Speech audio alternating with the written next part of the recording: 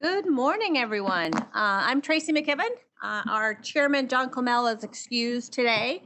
So as vice chair, I will be serving as acting chair for this meeting.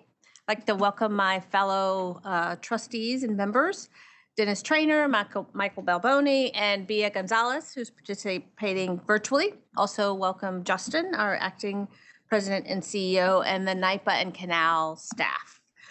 This scheduled meeting has been duly noticed as required by the open meetings law, and I call the joint Nypa Canal board meeting to order. You've had a chance to look at the agenda. If there are any questions or amendments to the agenda, if there are none, I'll entertain a motion. So moved. Second. Moved and seconded. All in favor, say aye. Aye. Aye. Motion carries. Thank you, B. The members were polled by the corporate secretary prior to the meeting regarding any conflicts for inclusion in the minutes, and I'm not aware of any. So we will jump right into it, and I'll invite Justin, our acting president and CEO, to talk to us. Morning. Morning, trustees, Nypa colleagues, members of the public. Great to be with you all today. I thought today I'd take this opportunity to talk a little bit about something that's been quite publicly in the news, the enacted state budget and the new grant of authority that has been given to the Power Authority by the state legislature. As you know, it was a response to legislation that had been passed last year, and the governor had a proposal in her budget, and the parties got together and I think came up with a great solution that landed us all in a really good place. So we're very excited here at the Power Authority to be taking on this new responsibility. As we all know, but maybe the public doesn't, this is very much in keeping with our history at Nypa and our legacy of stepping in, and doing big things for the state when called upon. So if you think about the building of the Niagara Power Project and the fact that a power plant had fallen into the Niagara River, and we stepped in a big way then. We then stepped in the 1970s when Con Edison was struggling in some ways at the Indian Point facility, and we took over one of the Indian Point reactors and ran that for many years. We stepped in and built the small clean power plants in 11 months to address a potential shortage of electricity that was coming in the following year. So very much in keeping with our history and our legacy of doing big things. And so this is right in line with that. So now we're being asked to step in to help the state accelerate its progress toward achieving its clean energy goals. And we're already getting work underway, but before I get into that, let me just take a minute to sort of summarize sort of the key pillars of it. There are two pieces that are not in what we would call Nypa renewables, the Nypa renewables legislation. Two other things I'll just mention. One is that we're going to be working on doing master plans, energy master plans for some of the 15 largest emitters of state building emitters. So we're going to be working with our state agency partners in developing those master plans. In fact, two are already underway. One involving the Empire State Plaza, and the other involving Stony Brook University, which are sort of which are on that list. But we'll be working to execute on that grant of authority, and then also an extension of our market power program to 2033.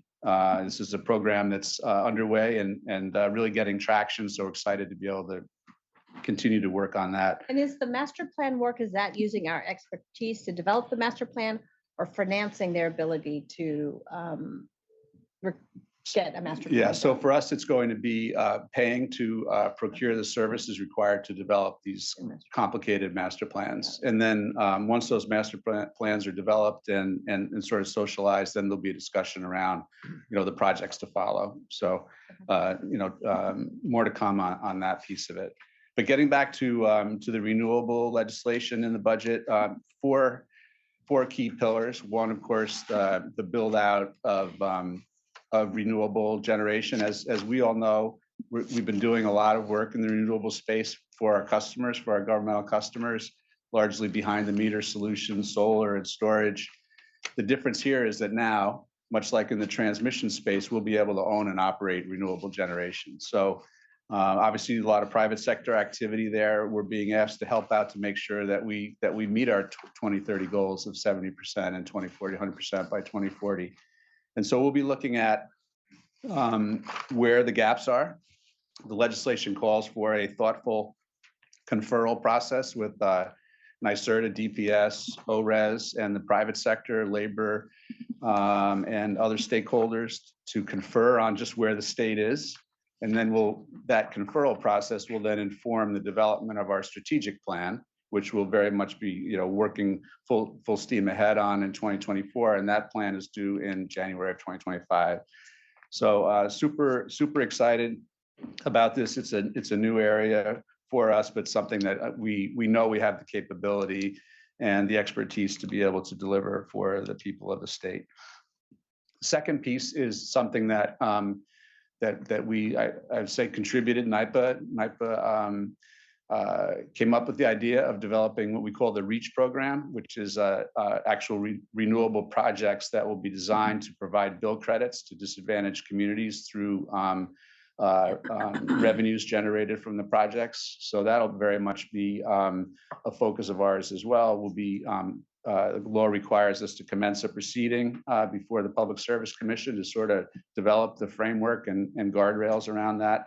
So again, another exciting area for us to step in on the renewable generation side with a specific, unlike the other authority, this was a specific sort of targeted. And it's the reason why we're doing bill credits as opposed to like community solar to provide them direct power using renewable energy sources, is they may be located in places where that's not an option if they're in like high-rise buildings, but so correct. That's exactly right. I mean, these projects could theoretically provide bill credits from a different region of the state, even within a different zone in the NYSO, energy system. So it's another area new to us, but again, can I just raise on the REACH program? One of the things that be interested in seeing how the authority can navigate this is that, it's designed for a concentration of low income folks, and so a lot of places in rural New York, you have pockets of low income individuals, but it's diverse, spread out, and so you don't have that concentration, and therefore the program is not available in that area. So I know that probably requires state legislation to be able to change the contours of the program, but I think it'd be great if we can keep that in our mindset as we work. That's an excellent point. I think that would be something that could come up in the context of the Public Service Commission proceeding as they start to frame up the the governance around the program. It may also, I think the law pulls in the definition of disadvantaged communities. So I think that's sort of what we're working off of. But I hear you, and we'll make sure that we make sure to make that point. Very good. Thank you. The third piece is the yes, P. Sorry. No, that's okay. REACH is a brand, right, that exists across the country. Is NYPA thinking of branding whatever program we come up with based on the differences across the state of New York? Instead of calling it REACH, if you Google REACH, it's you get a million things across the country. Right. That's an interesting point. We have to think about that, but we wouldn't want there to be market confusion around the program. We have from time to time, I think, protected some of our work product in that way. I know Allison Shea, who's in the room here, she's worked with me on a couple of those matters in the past in the legal department. So we'll take that back and come back to you if we could. So on the peakers then, as we all know, as I mentioned earlier, we built 11 units in New York City to solve a potential energy shortage that was anticipated in the following year. Many of the plants are in disadvantaged communities that have been burdened by energy infrastructure over the years with high asthma rates, and we're very sensitive to the existence of those plants in those communities. And so this is something that's been sort of top of mind with us prior to this legislative session and the enactment of the state budget. As we've talked to you in the past, we issued an RFP for battery storage solutions. We've been speaking directly with some of the sites and some of the neighborhoods where they're located. So the legislation calls for us to, the law calls for us to have the plants offline by 2030. And so we're committed to doing that. We'll be working closely with the NYSDOT and Con Edison on the timing of that. And as I've said, I think publicly before, it's not like they all stay online until 2030 and they all come off in 2030. Some hopefully can come off before then. You know, we've got two DC cables that are planned to come into New York City, providing essentially base load generation through those cables. We have offshore wind that'll be coming in. We have a lot of breakthroughs and development in battery storage technology, energy efficiency. So we're optimistic that we could close some of the plants before 2030, but that's the charge to us. And so we'll be working on that as well. And then the fourth piece is the, and again, I think what I call a Nypa governor add to the discussion is the $25 million annually for labor retraining. And so this was something that we had talked to you in the past about. We basically are sunsetting our residential discount program, which was about $25 million contribution a year by Nypa, and repurposing those funds to a labor retraining pool of funds. And we'll be working very closely with the State Department of Labor. The legislation and the law calls for us to collaborate with DOL in establishing the parameters of that program. As you know, we already have a Northland Workforce Training Center in East Buffalo. Potentially that's be part of the approach, but we'll be working with DOL on rolling that out. But Can you just talk a little bit more about, because so it sounds it doesn't sound very positive. You're moving 25 million from a residential program into another program. So that program did what? And the increased value that we're getting from reallocating or moving the money, repurposing the money for the workforce initiative. Yeah, I know Keith's in the room here. My recollection of the last time we spoke to you about this was that we're essentially getting more bang for the buck in this repurposing of the 25 million. I think that the benefit to an average customers customer, was like cents or something. $1 to $1.75 per customer. That was the benefit under the residential agricultural discount program. So not a huge impact here. We think given the energy transition and the focus on retraining of workers, and we know from our own labor workforce, their desire and excitement to be involved in new technologies, battery storage and hydrogen and other. And so to the extent that we can help with that. And it's further aligned with our core priorities, right? So. Right, correct. And the other piece that we're actually just kicked off something not specific under this program, but working with the national IBEW on a virtual training program for electricians that we issued a press release around just last week. So we're super excited about all four of those building blocks. As I said earlier, we're already getting started. One of the first things I asked Joe Kessler to do was to do an immediate assessment of Nypa land for available use for renewable development. And also we'll look at, obviously customer land or state land. So we have a kind of a blank slate in front of us right now. So I think that's one of the really exciting things about it. And so Joe's, I know, already kicked off that process. And then also we're establishing 4 task forces for those 4 key building blocks and be getting to work. And I actually have a meeting later on today with NYSDOT to just start talking about how we'll work together first in the part of this conferral process. That's kind of the first step, but just more broadly, how can we tap into maybe some of their existing programs like Build Ready that they launched several years ago that when they were looking for renewable sites. So a lot more to come.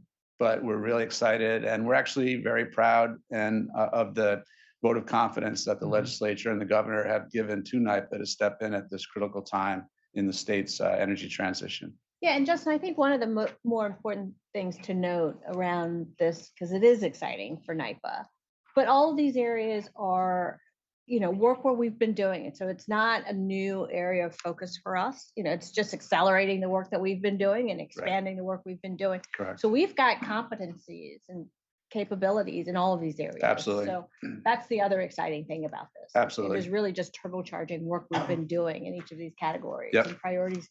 Even the reach, our environmental justice work has been tied into that. And so our commitment around reducing peakers. So that's, again, Absolutely. important to note that these are not areas that we haven't already been engaged in over the last. Absolutely. years. If we have to add resources to, advance this further expansion of that work, then we'll do it. But yeah, super excited. So this is a critical moment for NYPA, for the state, and I have to take a second and congratulate the legislature and the governor being able to do these negotiations. These were not easy. This was a lot of different constituencies coming together to try to decide what is this going to look like. Change is hard, but I think that, to your point, Justin, the fact the legislature and the governor chose NYPA to be the key element here is a great vote of confidence to the great work that the men and women of this authority do. But the other thing, though, I think, is that as we work through, we also have a customer base that we understand, and we know that we've got to protect them in the sense of the transition to not have price spikes, not undo the good economic development work that we've done in the past through this transition. That's going to take focused, deliberative energy on behalf of this authority. And I'm confident that we have the talent to be able to do that. So it's a very exciting moment for the state. And I think that everyone deserves congratulations, from the governor to the legislature, for having put this deal together. I agree. We're excited and we're up to the challenge. If there are no other questions, that's all I have for this morning. No, great. Thank you. Thank you. No vote is necessary. I'll now invite Joe Kessler, yes, COO, to present his report. And I guess, Joe, you're going to bring in some backup. I am. got You don't have to teammates. stare at me the whole time. This will be Yeah, great. and those teammates will be David Mellen, Regional Manager and SVP of Canal Corporations, Anna Stakowiak, Senior Program Director, Projects Development, and Rosaria Obaze, Senior Program Director, Project Management and supplement. your Thank you, report. Vice Chair McKibben, and thank you, trustees, for this. And I'm happy to say that this last discussion really took all my talking points for the first slide. So we are, but I do want to assure the board we're very prepared for this in operations and in the organization. We are looking at expanding capacity in the areas that we are expert in. That is an issue that we're going to have to deal with. And I actually will be talking about that in terms of our resources going forward. But we're going to leverage a lot of work. I mean, we always think about the decarbonization. We've been thinking about this even prior to Vision 2030. So where we can replace renewables on our projects and other sites that are available. We supported a lot of the work on Build Ready. So the subject matter experts that did that support for other state agencies, we have that information. We're going to leverage that. And we did a lot of assessments on our own sites that kind of went to a halt during COVID when we were kind of hunkering down a little bit, but we had some ideas back then. So we're going to leverage some of that work as well. But you're absolutely right. And the other point that you made in the Q&A that I was going to make is it does fit seamlessly with Vision 2030 and all the areas that we're trying to do. This is really just going to be an enabler for us to support the work that we already have planned. Maybe we tack a little bit on some of the tactics, but generally speaking, it's right in the wheelhouse of what we're doing, what we prepared for. So, but those are the points I wanted to make on this particular slide. And the last discussion really covered it. So. One of the things that we have to do now is, and the way we're thinking about this really is placing ourselves kind of in the future. You know, we see what's coming ahead of us. We've had some great success in Phil Toya's group in Nypa development and what we're doing. Of course, we got this legislation now, and we're very good at adjusting and thinking about incrementally where do we got to move and adjust the group.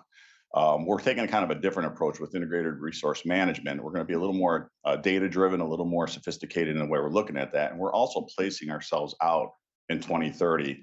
And I think if you were to look at the New York Power Authority's asset base today on a map, including Canal Corporation, and then look at what it's going to look like in 2033, it would be stark if you just were to flip the page. And so I think we have to. We'd actually like to see that. I think we're going to prepare that. It's actually a mental image I've had, and we're going to start to develop that, what we think it's going to be, what we're projecting, and what we already know.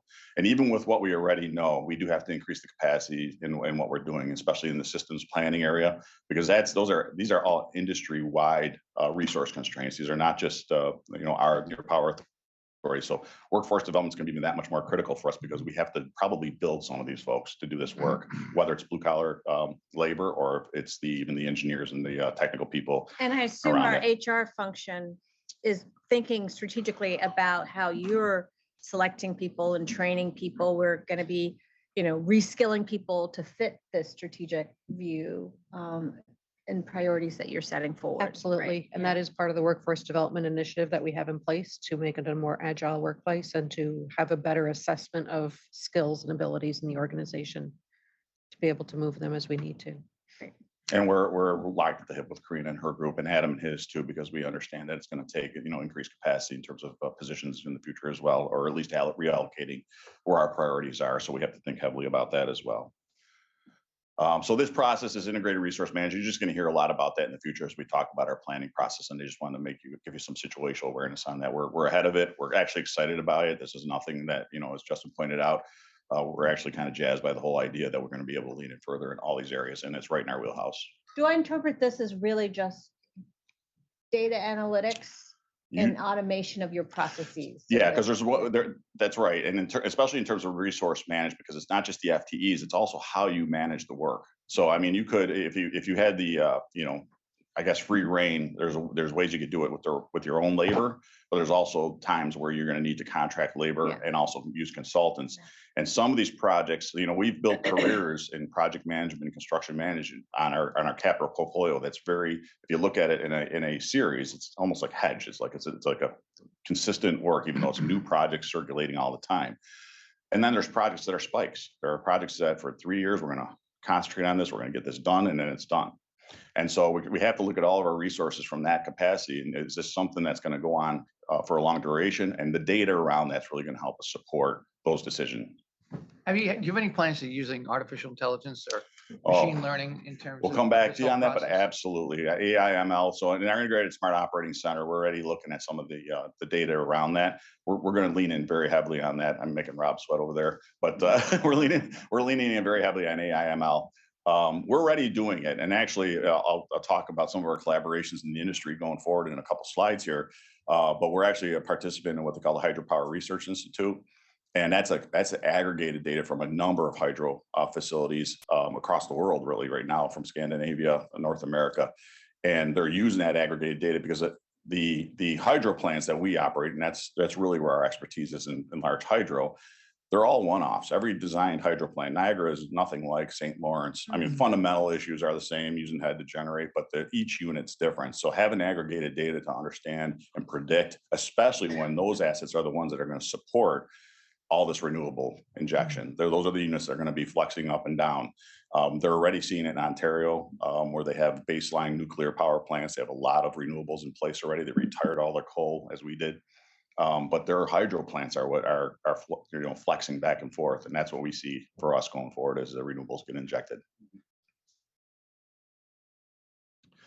Again, speaking about the industry collaboration, just want to put some icons up here just to assure the board that when we go out to we're actually among some of the subject matter experts in these. We are leaders on this. I'm on the board of HRI. We have a lot of leaders on these EPRI councils, but some of the other ones you might not have heard of before, the CIADI and MUG. Those are really around our Maximo user working group, which is the data, which is a software we use for work management. And it's also kind of the collecting point for all this information that I talked about from the ISOC. So we're always dealing with folks from across the country and again, the world, to think of ways to manage that data. CIADI is I got to read it, it's the center, because it's a Center for Energy Management through Tech Innovation. I've always known it as CIADI, so I had to look that up actually. But they are actually a very collaborative group that we've dealt with over the years in mostly North America, but hydro. EPRI has its place in terms of like a lot of the things that we do in terms of the industry at large. But in focusing on hydro, there's a lot of organizations that use CIADI as their resource for that. So I just want to again point out that in order to kind of canvas what our thinking should be on this thing, we go out to all these industries and participate actively in all these groups to make sure that we got the state of the art in mind. Daryl, can I ask a question? Absolutely, Trustee. I just, as I look at this list of collaborators, I don't see, I was curious about our relationship with higher ed. And all of the R&D that's happening in higher ed, right? And higher ed is a pipeline into the new and developing workforce as we build out. So I was just curious to see where we are with that, what your thinking is. I can jump in there, Trustee Gonzalez. I'll give you one example of a higher ed institution we're working closely with, and that's Stony Brook and their work alongside Brookhaven National Lab. They're doing a lot of great battery storage research there, and we're working closely with Stony Brook and the Advanced Energy Center there, and we're looking for other opportunities to work with other higher ed institutions. So it's a great point, but we're working in that area, but we could certainly do more. Yeah, and if I just may add, there's occasions, for example, through Erie, where these higher education, especially New York State, University of Buffalo, Stony Brook, and others are collaborators with us in that area. And even as we think of the new technologies that we're going into, for example, hydrogen and the Northeast Hydrogen Hub proposal, there's a lot of signatories on that, and many of them are the state universities and some of the universities that are in the state for us to collaborate on that as well. And we're in touch with them all the time. I know specifically in Stony Brook and University of Buffalo, they're the flagship universities of the state. So we're constantly in touch with them. But Bees Point is a good one because it can also be a pipeline, Yes. Right? For your. Absolutely. your workforce. Absolutely. Yeah. Well, and I'm always looking for ways to leverage state agencies with state agencies, right? And so using the state higher ed system to both R&D and workforce development, to me, I think is a win-win for everybody.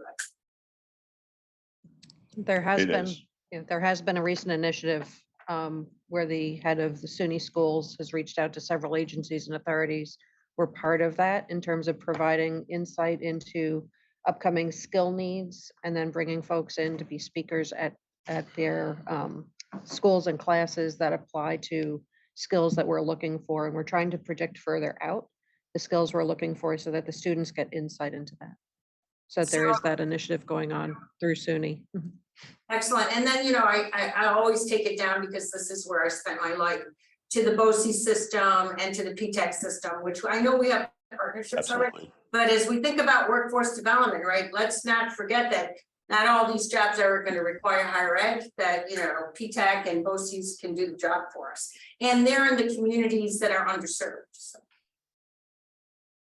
That's absolutely right. And we'll continue to press in that area. And I just want another area that there's a nexus is, Justin pointed out that we're going to be working to reduce emissions of the 15 of the top emitters in the state. And the SUNY system is also trying to do that. And they're going to be a great collaborator. But what's interesting about that is not just the facilities people, it's the schools. It's the schools of engineering. It's the other policy schools that are interested in working with us on that. So there's going to be an opportunity for us to collaborate even as we attack that particular strategic initiative. Right. So with that, if there are no more questions, I'll turn it over to David, who's going to come up and give us some updates on canals. Thank you.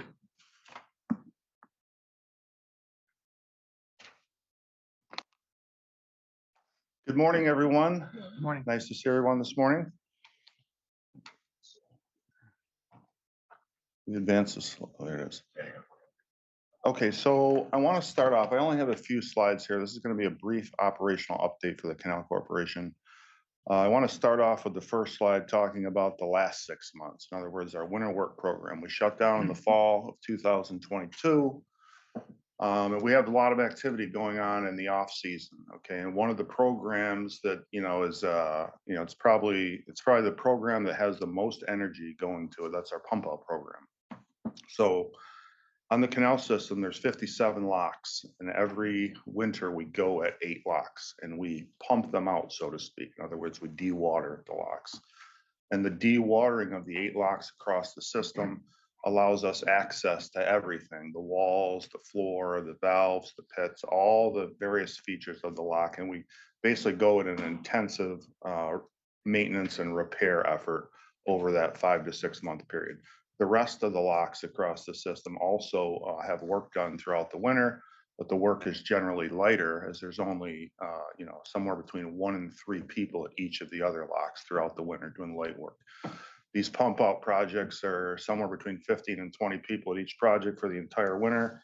So there's 8 per year, and that represents about 15% of all the locks on the system. So every year we're working on 15% of the locks, and on average we get to each lock, say every 8 or 10 years. Okay, so this year's program included 8 locks. I won't name them all, but just a few: E34 in Lockport, E32 in Pittsford, E4 and 5 in Waterford, and others. The program went well. We got the work done that we had planned to get done, and the pump outs aren't necessarily completed every year. So some pump outs are 2 years scope of work. So I think 5 of the 8 are actually going to continue in the fall. But overall, pump out program went good.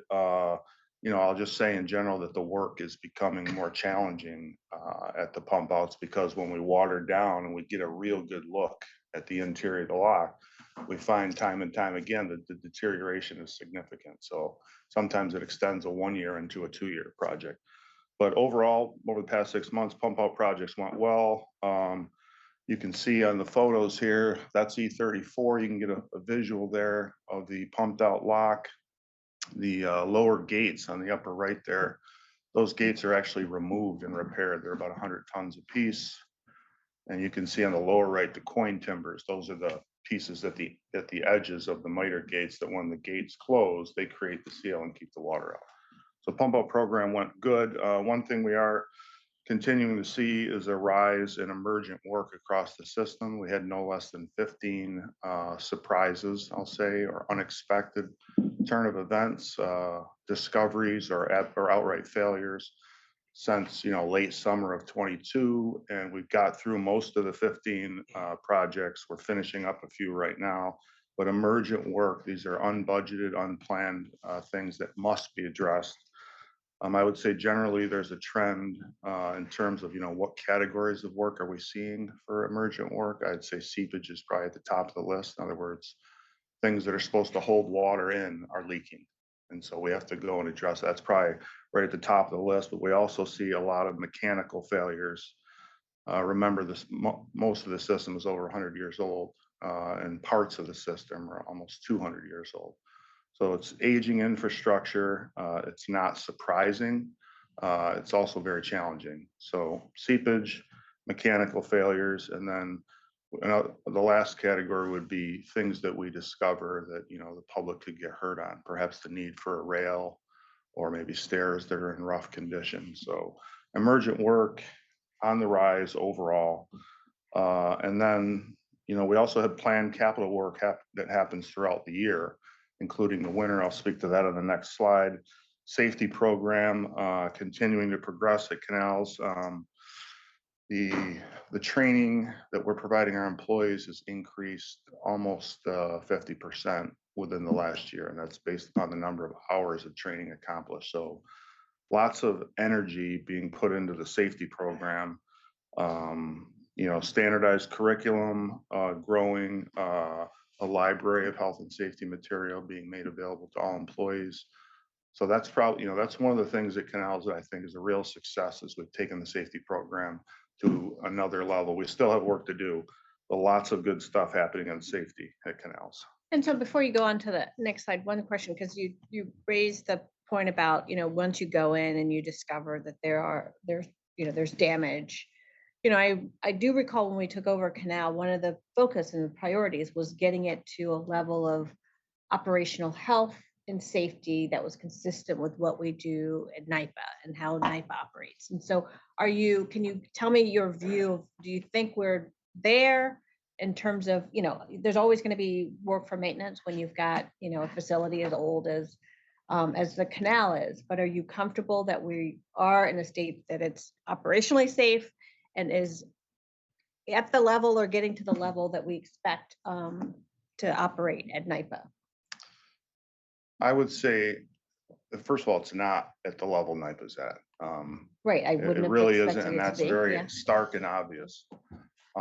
There's a lot of the infrastructure at Canals is large civil infrastructure, so concrete, steel, locks, dams, embankments, not fixed cheaply. I would say that the inspection and the monitoring they're through the roof. I'll get to that on the next slide, but we have over 750 inspections planned this year. And we have, I think, almost 25 people walking the embankments daily. So there's a lot of effort on monitoring, inspection, situational awareness. But in terms of we have turned the corner and fixed this thing, and it's really approaching where Nypa's at, I'd say, no, we're not there yet. But do you see a pathway? Is that your goal? Your goal is to Yeah. get there, and you put together a plan to get there where you are? I mean, because we do take this very seriously, you know, the operational. Yeah, we're definitely, you know, we see a light at the end of the tunnel. You know, we see what we're trying to achieve there.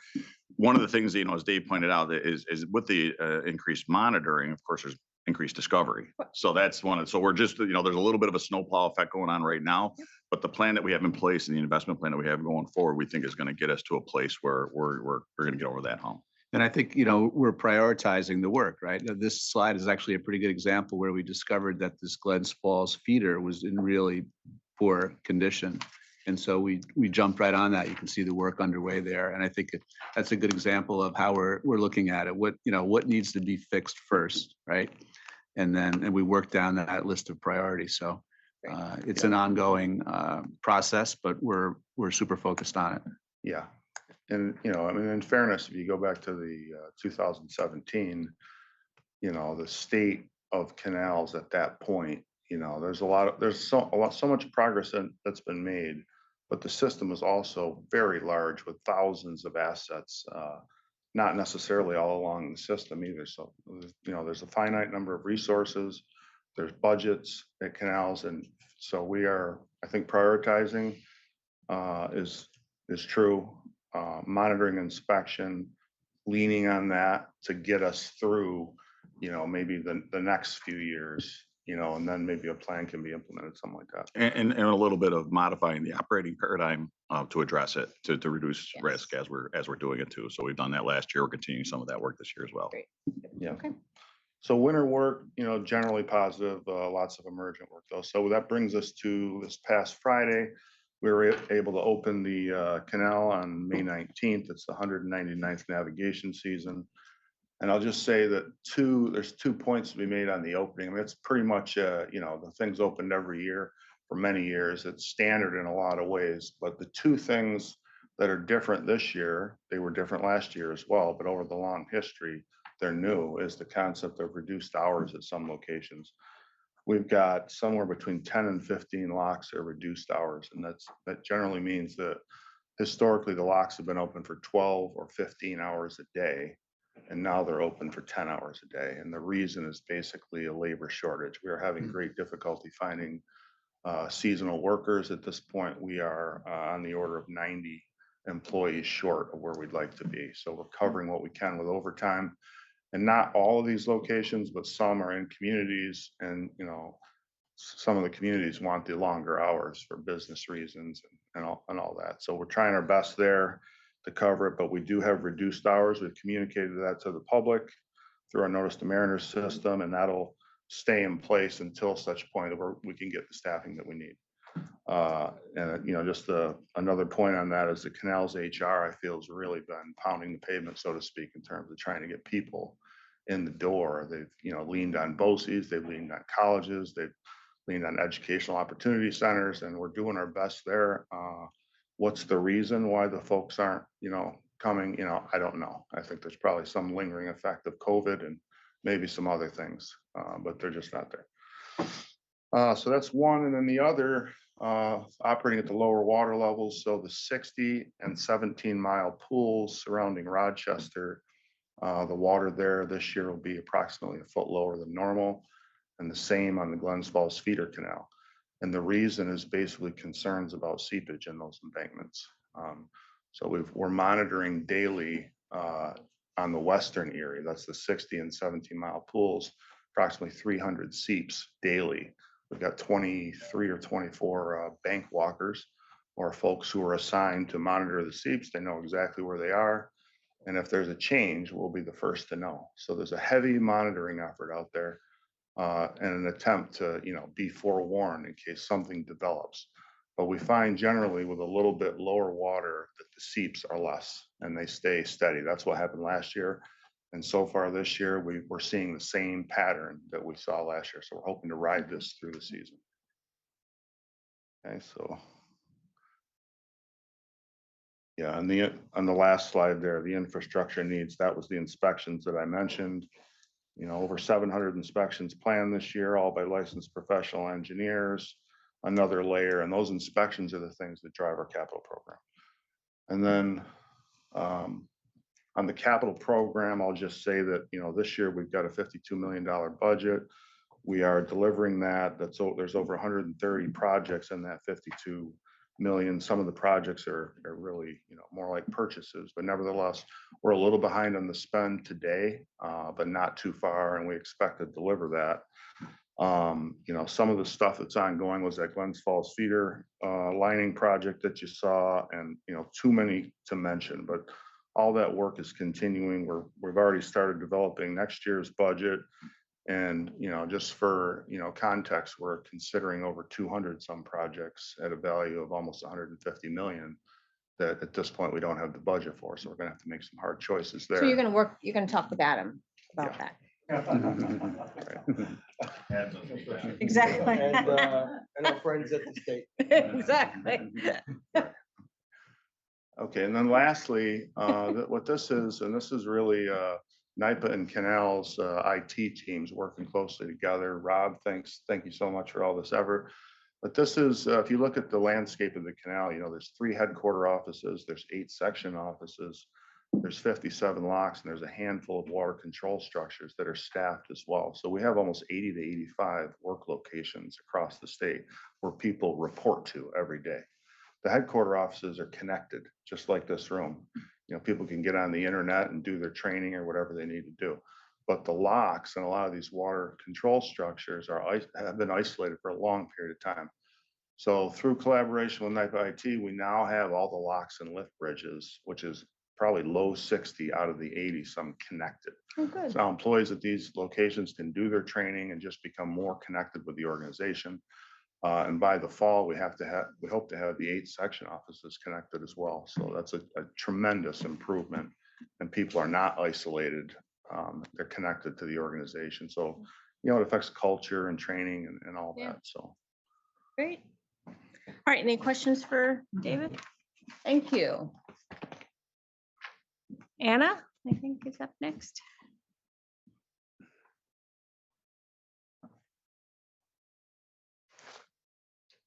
Oh, we're gonna double team this. All right. Anna Rosaria. Good morning, trustees, Nypa staff, and the public. I am here today to present brief updates on SmartPath and SmartPath Connect. As you will recall, SmartPath project includes rebuilding of approximately 78 circuit miles of the Moses to Adirondack transmission lines. Construction commenced in 2020, and I'm here today to proudly report that construction of the final segment is complete, and the line returned to service last night, May 24th. Wow, just in time for the meeting.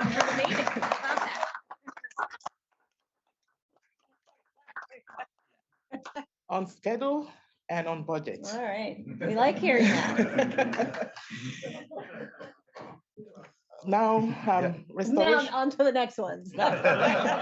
Restoration and closeout work will continue throughout the rest of the year.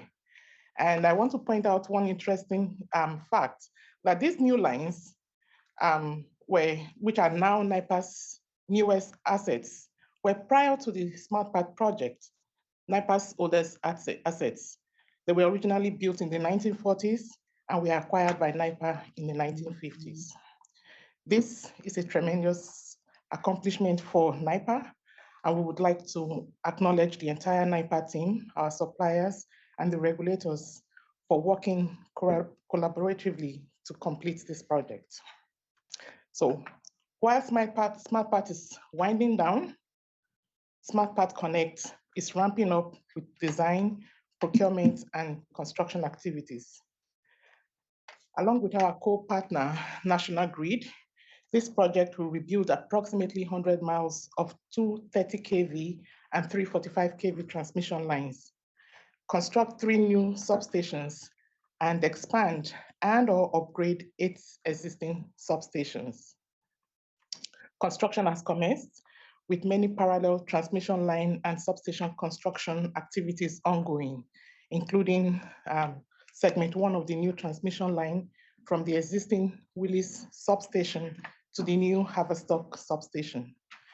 Massey 3500 bay expansion, as well as civil and earthworks at Haverstock, the new Willis and Adirondack substations. While there will continue to be many challenges and risks on a project of this magnitude and pace, Nypa and National Grid continue to work collaboratively to ensure that we complete this project on budget and on time in 2025. I thank you for your time. I will now pass this to Anna, who will provide updates on SEEK, Clean Path, and Propel. Good morning. I'm going to talk first about the Central East Energy Connect project. So the Princetown substation was energized just last month, and then the associated transmission lines with that substation were also energized. Construction continues on the remainder of the transmission lines associated with that project, including the access roads, the foundations, structure installation, as well as the new conductors to support those lines. The full project energization is still on schedule to be completed at the end of this year. And then restoration will continue into next year and project closeout as well. Another project adding to our transmission asset base. The Clean Path New York project, the Article 7 for that project was submitted in October. We're hoping that that application will be deemed complete soon by the PSC. But the system reliability impact study was just approved by the NYSDOT, and there's a few other things to complete before we can have that application hopefully deemed complete soon. The other major permit associated with that project is the Army Corps of Engineer permit. Work is ongoing with that permit right now, and we hope to submit that permit by the end of this month, so sometime next week.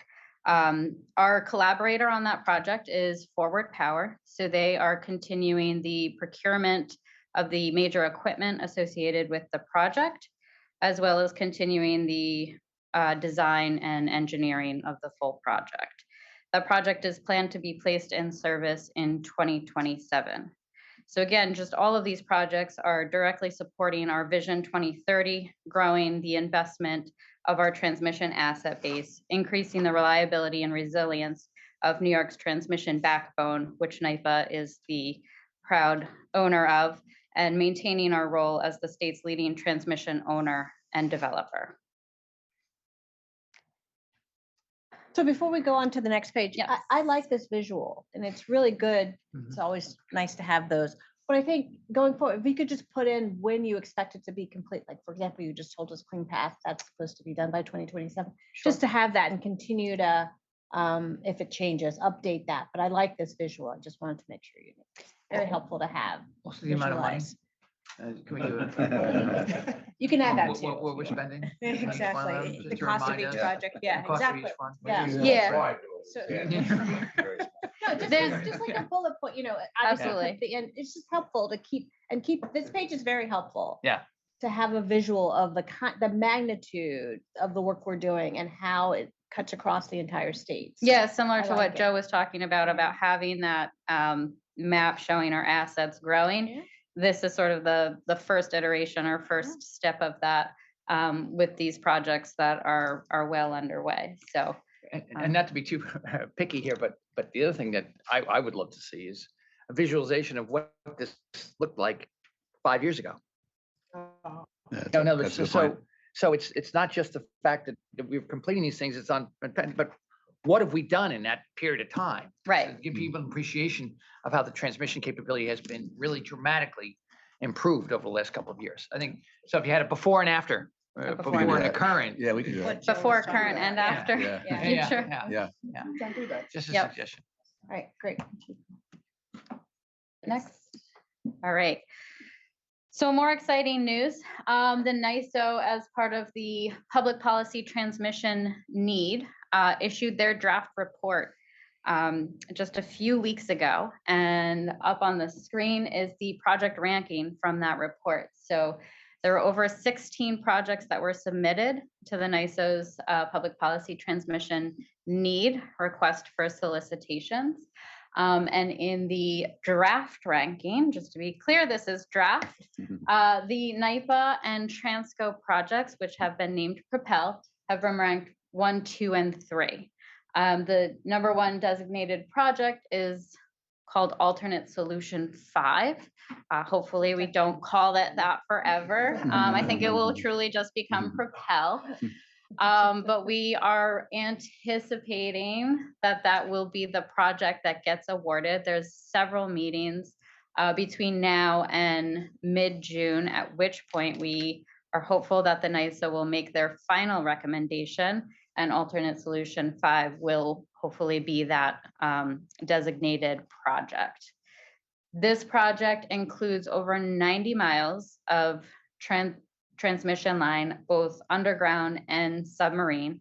It's located in Long Island, New York City, and Westchester. And there are 4 new substations that will be associated with the project, and then about 12 other facilities that will either be interconnecting to or upgraded by that incumbent, or proposed by the incumbent TO to be upgraded as part of the overall project. So hopefully by the end of June, we'll have some more information from the NYSDOT on this. But again, all of these transmission lines and assets will be new assets for NYPA. Again, bringing us back to that Vision 2030 and those goals of being that leading developer of transmission in the state. Very exciting. And I'm also pleased that these are being located underground and submarine. I won't say I'm a little sore about having a place in Dutchess County. So that's, with that, I just wanted to congratulate the NYPA team that's been working on this project to date to get us to this point. And, you know, we hope that this final report comes out and names our project as number 1. So. Good work. Thank you Great, both. thank you. Nice. Thank you. Thank you. All right, no votes are necessary. Adam, speaking of financing things, you will give our 2022 integrated report, right? And you'll. We you're have a gonna couple head back up things. as well. Yeah, we have a couple things before that. So, you know, we just met recently as the finance committee to go over where we were with the financials. I didn't think it was worth rehashing all that today because as we reported last time, we're on track on budget. So everything seems to be moving in the right direction, but just to summarize Nothing's changed that. dramatically in the last 2 weeks. Yep. And also just to follow up on the presentation before, as you recall, the Central East Energy Connect project and the Smart Path projects were the 2 projects we used for the separately financed project financing that we created last year. And the good news about where those projects are today, we will be going back out to the market to finance Smart Path Connect later in the year. And I think when we show the results of these projects, I expect that we would get an upgrade to our rating as a result of, because there was some hesitancy of, you know, let's wait and see how these things actually perform. And I think, Although we're going it'll into show. a more turbulent market, but yes, but later in this year, I think we'll be fine. But it's a good story for us to tell to the rating agencies as we go back out for Smart Path Connect. The other thing we wanted to give an update on, and we'll be having another meeting after the board meeting today of the first organizational meeting of the captive insurance subsidiary of NYPA. But just to give you a little bit of preview as to where we are in that process, you recall, you know, we had an authorization last year. The trustees all filled out their background checks and the officers, and a lot of back and forth with Department of Financial Services. So we're really in the home stretch here. We have to have this organizational meeting today, and we do expect in June to get the final captive license issued by the Department of Financial Services. So we're right on track so with Adam, that. can you just remind Sure. the board what the impact of having this, what this does for the organization? Sure. It was So quite significant. And shows the innovation that you guys are, the finance office is using to to Right. bring the best So if you go to the approaches. next slide, the first and foremost thing and that we really emphasized with the legislature when we got this approval was the ability to obtain at no cost to NYPA, up to $500 million of terrorist insurance, which would cover, bioterrorism, chemical, radiological, cyber terrorism, up to $500 million, which we would never be able to get on our own without a captive. Only insurance companies are eligible to receive that federal backstop. So first and foremost, it puts us in a very good position in terms of, low probability, but high impact events. And that's one of the things we're really trying to focus on is getting some additional insurance coverages around those things that are, very low likely probability events, but could have a significant impact, catastrophic weather events and things of that nature. So that's first and foremost. And then we will be putting in most of everything else that we currently cover today, which will be our property, general liability, workers' comp, D&O, auto, aviation, and others. And again, what this will do is we will be taking the premiums that we would have been paying outside and paying it into the captive. And the captive will then buy reinsurance in the reinsurance markets, again, where we wouldn't otherwise be able to access that ourselves in the London Lloyd's market and Bermuda and those things where reinsurance business gets done. And it'll and make it cheaper for us. One of the other things we're going to do is, restart our OSIP program, which is the owner-controlled insurance program. And again, that saves NYPA money as well because we'll be able to replace cheaper insurance on our big construction projects from what the contractors would have been charging us for them to get the insurance. So that's number one. We'll be able to get it much cheaper than they would. And the other advantage of it is, and based on the work we've done with John Canal and his group around MWBE contractors, is that, one of the things that they've listed as a major barrier to doing business with NYPA are somewhat onerous insurance requirements that they find it difficult to meet. So by having the owner's controlled insurance program, we'll remove that barrier and widen the net for MWBEs to be able to participate in some of these big projects that we're talking about. So it serves that dual purpose as well. And then once we get into those things, then we're going to try to do things that are a little bit more customized, again, that you couldn't do otherwise. So hydro flow insurance. So if we had a year where unexpectedly the hydro volumes drop significantly beyond our expectations, we would be able to potentially insure against that potential loss. Isn't that what we use our hedge program? Why wouldn't you use The that hedging hedge program is really on price, not on hydro flow. So right now we don't have a mechanism to insure or hedge against hydro flow, but we think we would be able to do it here. And again, looking at catastrophic risks, as you know, as we are looking at, we do our climate risk study, and as we all know, because of climate change, the 100-year storm can be now the 10-year storm, and the frequency and severity of extreme weather events could be more frequent. And I think we need to be smart about how we go out and obtain what I would call catastrophic type insurance, where And we keeping can in mind that as a result of that, the reinsurance market is changing a lot because of climate change. But I know you guys are Exactly. gonna explore Exactly. that. So we're looking forward to getting this organized today, getting the license and starting to place those policies. And it'll actually be a profitable enterprise for NYPA. It'll actually, make, and it'll build up over time. So it's seeded with $100 million, but as it collects premiums over time and makes a margin, plus its investment income, it'll grow and it'll allow us to, continue to build out coverages for these other areas. So yeah, we are excited about that. So Any you other said it's questions seeded on with this? $100 million? Yes. Okay. Yes. And that 100 million was necessary for that $500 million of the terrorist insurance, because you have to show that you're putting 20% up and the federal government will cover the other 80%.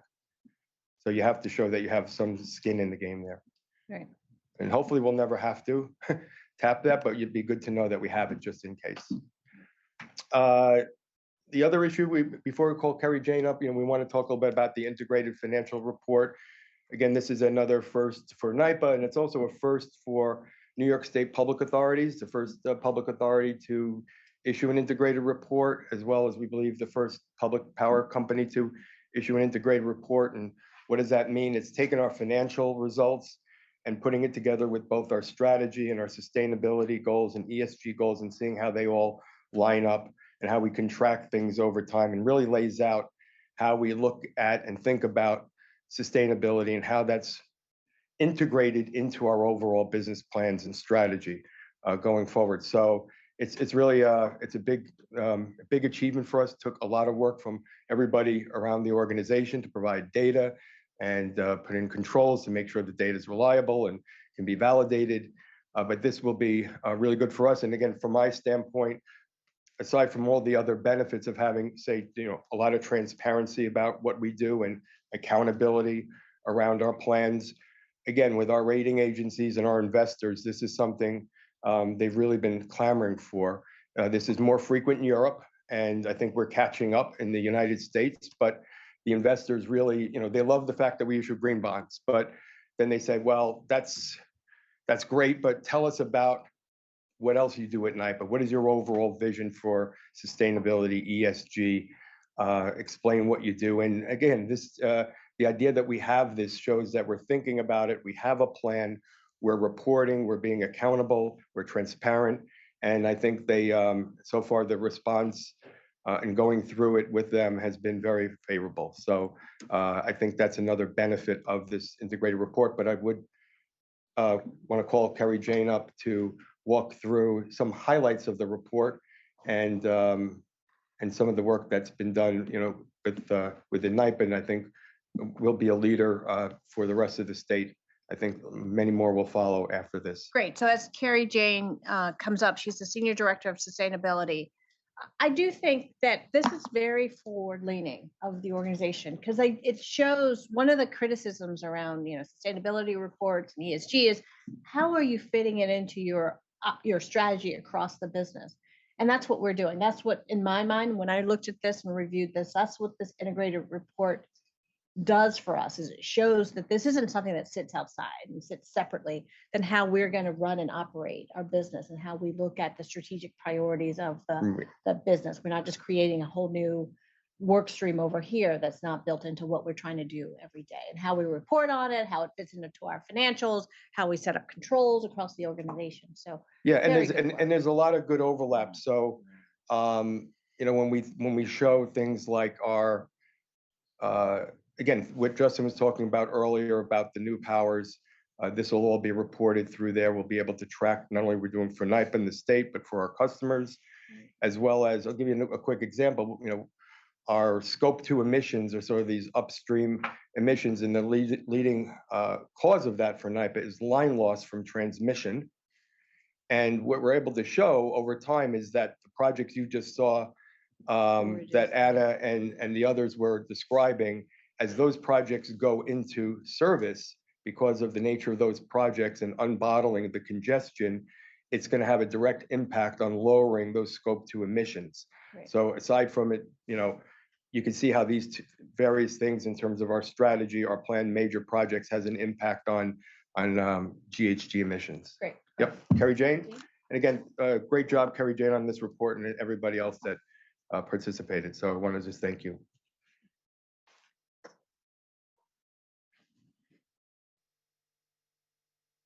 And hopefully working on the integrated report didn't cause your foot injury. My broken ankle, no. Two separate things. So I think we can skip this slide, but thank you, Adam, for summarizing so well, what the value of the report is. As Adam said, we applied the integrated reporting framework, and we combined our sustainability report and our annual report in one report to provide a more comprehensive view of our performance for stakeholders, and to ensure that we provide the most relevant information to them. We applied leading ESG standards to ensure that the data we provided was consistent and comparable. And this is in line with integrated reporting principles. So that was also a very important piece of this. And as Adam said, we spent a lot of time reviewing and enhancing controls to ensure that we had good quality data. And then another important piece of this, which is really the primary objective of an integrated report, is that we demonstrated alignment between our ESG strategy and our Vision 2030 business strategy, which of course is essential to driving ESG performance. So I think that summarizes this slide. So next slide, please. Yes, so our strategy, as you know, is built around 15 ESG issues that we identified in our 2020 materiality assessment as being having greatest potential impact to the business and being of most importance to our stakeholders.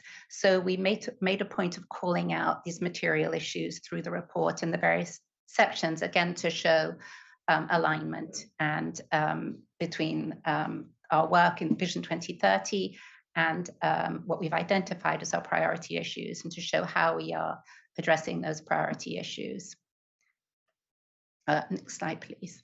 The report, of course, describes our progress in achieving Vision 2030 goals, and it's built around 3 main themes: enabling just transition to a low-carbon economy, increasing the resilience through customer and community partnerships, and building our team. And the first section is it really focuses on the things you would expect, like these big initiatives that are being discussed today: modernization of hydro, decarbonization of our fossil assets, expansion of our transmission system, and also our programs to support the state's lead by example sustainability goals, Executive Order 22. The second section talks about, our partnerships with customers and communities, and focuses on the range of energy services programs we provide, our economic development programs, our procurement practices, and also reimagine the canals, which is, of course, a huge an effort to engage and support our communities. And then the last is about building our team, of course, and we describe programs around health and safety, diversity, equity, and inclusion, and professional development. Next slide, please. Okay, so there's a lot on this slide. I just have to. Yeah. So I'll try and unravel it or pick it apart a little. Yeah. So this is the what's called a value creation framework. And that was one of the first steps, was to apply the value creation model and create our own value creation framework. Lots of jargon here. And basically, what this framework does is it introduces a broader concept of value. So value in integrated reporting is not just financial, it's also it encompasses 5 other categories of resources, which include manufactured, which is basically our manufactured assets, intellectual, you can see them down here, human, of course, social, which is really our relationships with our stakeholders, and natural, which really drives our business. So the idea is that we describe the impact of our business activities on these resources, and whether we how we transform them, whether we are preserving them, enhancing them, or if we're having a negative impact, what we're doing to manage that impact, to mitigate or minimize the impact. So this is, very, it looks very complicated, but the idea again is this sort of flow. The capital inputs, the categories of resources are called capitals. The business activities are outputs, how we've transformed these resources, and then the outcomes, the broader societal outcomes. And this is meant to be the sort of foundation of the narrative of an integrated report, and we will be sort of further developing this this story and this approach in future reports.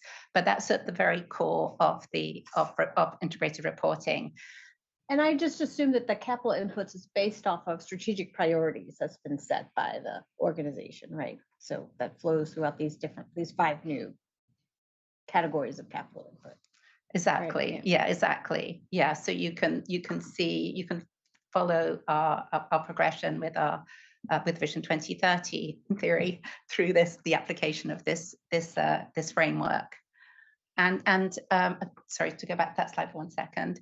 The other important piece of or use for this framework is to inform our planning and decision making. So the idea is that when we are developing plans, we consider potential impacts of proposed projects on these resources. And we use this as an opportunity to identify how we can increase positive outcomes and reduce risks. So this is what's called in integrated reporting, integrated thinking. So the idea is that we push integrated thinking through the organization, keeping this framework in mind. How sensitive is this model? In other words, if the outputs somehow change from what your expected outputs would be, how much does that inform then change expectation of the outcomes? Yeah, it's kind of there's a loop back, right? So this is constantly evolving. It's not fixed, and this is just one moment in time. But as our strategy evolves, this will also evolve and change. So our inputs shift on our anticipated or hoped for outcomes shift, and then we capture the actual outcomes. I'm not sure if that answers your question. Over what time do you make those adjustments? Yearly, I would say. Every year, this will look a little different. Okay. The idea is we're telling the story for the past year. And also when we apply this, this is very, very high level. This is meant to capture the concept and the key inputs. But the idea is that, we can apply this to the smallest thing. And a great example of applying this would be Reimagine the Canals, because there is so much value that we create through our work on the canal system, which isn't financial. So this is a way of, pulling apart and describing the broad scope of our positive impacts that we have with the work there. Thank you. Next slide, please. So another step we took with the report was to expand greenhouse gas accounting, which is really expected in integrated reporting and in other ESG reporting. And Adam spoke a little bit about this. For many years, we reported direct scope 1 emissions, primarily from our fossil assets, but we added scope 2 indirect emissions and scope 3 upstream and downstream emissions. And in this way, of course, we can better measure the impacts across the value chain. We can also track progress with our decarbonization efforts and identify opportunities for further carbon reduction. So this was very valuable to our work and to Nypa's progress. And as part of our increased focus on greenhouse gas accounting was working with commercial operations to better understand the impacts of the range of energy services so we can support customers in tracking their decarbonization goals.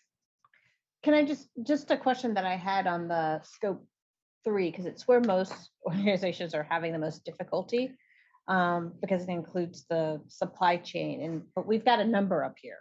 Like, how certain are we that we've managed to do this faster than most organizations, or any organizations that I know of have been able to do it, to track that part? Because we need to be careful when we put numbers up, and scope 3 is probably the most difficult area for most organizations. So we are building our greenhouse gas inventory incrementally, and we did not try to tackle supply chain. That is probably the hardest thing to do, but that's within our sight. It's our ultimate goal right, but we to listed do that. The scope 3, and that's what that means. So we just need to make sure that we Absolutely. So supply chain, to correct myself, supply chain, we did include upstream emissions from our fossil fuel purchases. So that we are fairly confident about. We use the greenhouse gas protocol methodology. So basically that's tracking emissions associated with the production and transport of the fossil fuel that we use. That we definitely include, and that's required under CLCPA for reporting. And then we limited others though. So we included purchased electricity for resale, commuting, and business travel. So we're taking incremental steps, definitely. But I agree that scope 3 is really, really I was like, challenging. did we find some magic that no one else has been Yeah. able to? Okay, great, good. Yeah. Okay, so another shift in our approach with this report was providing more context for ESG issues. So we, I think as discussed earlier, stakeholders are looking for a clear indication that we understand ESG risks, opportunities, and are taking steps to address them. And they expect a more complete account of our ESG performance than in a typical annual report. Examples of what we did in this report, and again, this, our approach will mature over time, was to discuss climate risks, opportunities, and dependencies. This was our first time putting that thought process out there and discussing our findings. We also reported on our DART rates, going into how we are managing our health and safety performance and the proactive measures we're taking. And we also provided more context around DEI. So we provided information on what a local workforce capacity, so that stakeholders could understand some of the challenges we're facing with the DEI and the steps we're taking. So those were throughout the report, we provided more of this type of information, but those are just some examples. Next slide, please. Could I just make an observation? I'm sorry. So I noticed that Central New Yorkers don't like to talk about race, or don't like to identify by race, which is an issue in a lot of industries. So I'm wondering the trend line here, right? People not identifying by race. Has that trend line been increasing for Nypa from the HR side? I'm just curious, right? Because I think it's only continued to grow, and that will impact the look of other numbers. Because I can, from my own experience, again, in higher ed, that is a growing trend line, right? Where people choose not to identify by race. I don't know if you know. We have not seen a significant difference. We do have pockets, but there's not been a significant change in people's, self-identification. When we do ask people to self-identify, we do explain why. And we talk about the opportunities that it provides them and us in identifying. So I don't know if that's helping. It is. It's just something to pay attention to. Personally, I'm the one that answers human to the race question, right? And then I will give you what you need in terms of ethnicity. So I make a real distinction between race. And I think that is a growing trend, and you can see that trend in the census, by the way, as well. But anyway, yes, just an observation. Okay. All right, Carrie Ann, you want to? Yeah. So so just to sum up, I think, as we've discussed, integrated reporting is a good way for us to describe our progress, because it captures more fully the benefits of our work, and also communicates shared value to our stakeholders, through this broader concept of value. And also it promotes integrated thinking. And as I said, that's something we're trying to push. It definitely increases collaboration across departments and disciplines, and will hopefully improve ESG performance. So I agree with everything Adam said, basically. Yeah. Great. Well, thank you very much, Carrie Jane. Thank you. No votes necessary on this. Good work by the team. I will now give the report for the, as Adam said, the Finance Committee met recently. The 15th, I think. I don't have my in front of me. And there goes my paper flying. Does somebody have my,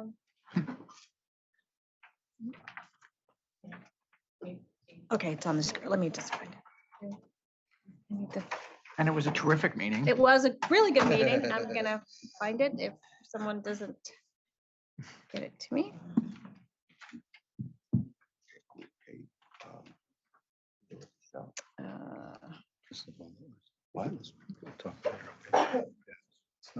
It's not. Anything. Does no one have the, It's a good report. no, I need the readout. Let's chat about it. They didn't give me a physical. I remember reading it in the board book, but I didn't have a printout. Sorry about that. The Finance Committee met on May 15th. We adopted the minutes, received 2 staff reports, and adopted 3 items, which are before the trustees for adoption. The first is to recommend that the trustees and Canal Corporation Board approve the expenditure of capital funds to reimburse New York State Department of Transportation for the rehabilitation of the Erie Canal lift bridges on State Route 19 in the village of Brockport and on State Route 98 in the village of Albion for a 2-year term, and the estimated amount is $27.3 million. The second is to recommend that the trustees approve the new collective bargaining agreement between the authority and local 1-2 of the Utility Workers Union of America. I know you'll be pleased with that, Dennis. And the third and final one is to recommend to the New York Power Authority trustees to approve the increase to the aggregate funding of the 28 contracts for legal services in the amount of $12 million. This is now before the full Board of Trustees for approval. If I could get a motion to approve, if there are no questions. Second. I think I've got a motion and seconded. All in favor, say aye. Aye. Any opposed? Thank you.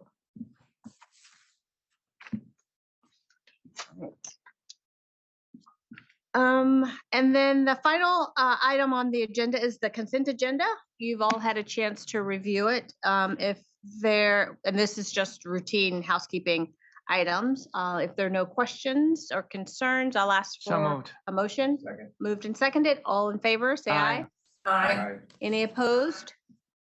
Motion carries. Thank you very much. The next meeting of the Canal and New York Power Authority and Canal joint meeting will be held on Tuesday, July 25th. I'll ask for a motion to adjourn the meeting. So moved. Second. Moved and seconded. All in favor, say aye. Aye. Aye. Any opposed? Motion carries. Thank you. This meeting is adjourned.